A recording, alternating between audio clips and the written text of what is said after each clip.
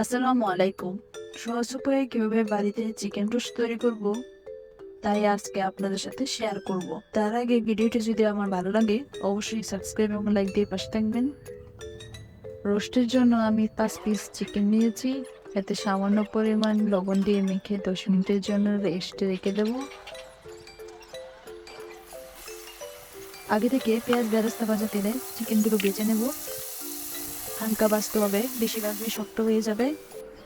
দুপাশ এভাবে উল্টিয়ে ভেজে নিলে ব্রাউন কালার হয়ে গেলে উঠিয়ে নেব। বাকি তেলে কিছুটা পেঁয়াজ কুচি দিয়ে ভেজে নেব। তাতে 1 চামচ আদা রসুন বাটা, 1 চামচ জিরা বাটা সামান্য মিশিয়ে নেব। আর দিয়ে দেব রাঁধুনি রোস্ট মশলা, সাথে দিয়ে দেব টক দই আর কাঠবাদাম বাটা একসাথে মিশিয়ে পরিমাণ মতো লবণ দিয়ে খুব ভালোভাবে নেড়ে চেড়ে কষিয়ে নেব।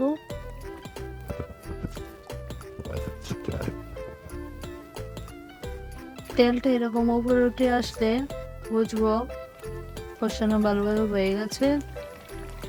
নেড়ে চেড়ে মাংসগুলো দিয়ে দেব।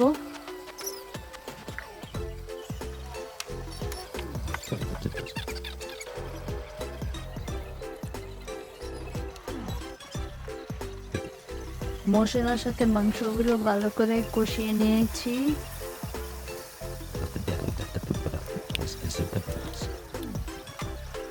মাংসগুলো এরকম কষানো হয়ে গেলে এ পর্যায়ে দিয়ে দেব পরিমাণ মতো পানি।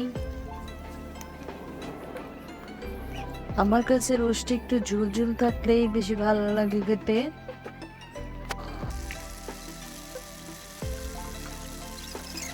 এ পর্যায়ে দিয়ে দেব পেঁয়াজ বেরেস্তা আগে থেকে করে রাখা।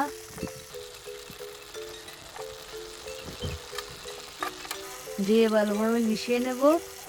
দিয়ে দেবো কয়েকটা কাঁচামরিচ। সময় পর মাংসের গ্রেভিটা যখন এরকম ঘন হয়ে আসবে তখন নামিয়ে নেব।